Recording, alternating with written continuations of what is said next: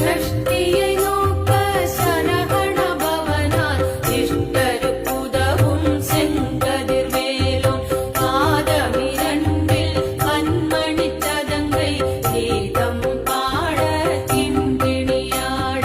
சஷ்டியை நோக்க சரவண பவனார் சிஷ்டருக்குதவும் செங்கதிர்வேலோன் பாதமிரண்டில் கண்மணி சதங்கை கீதம்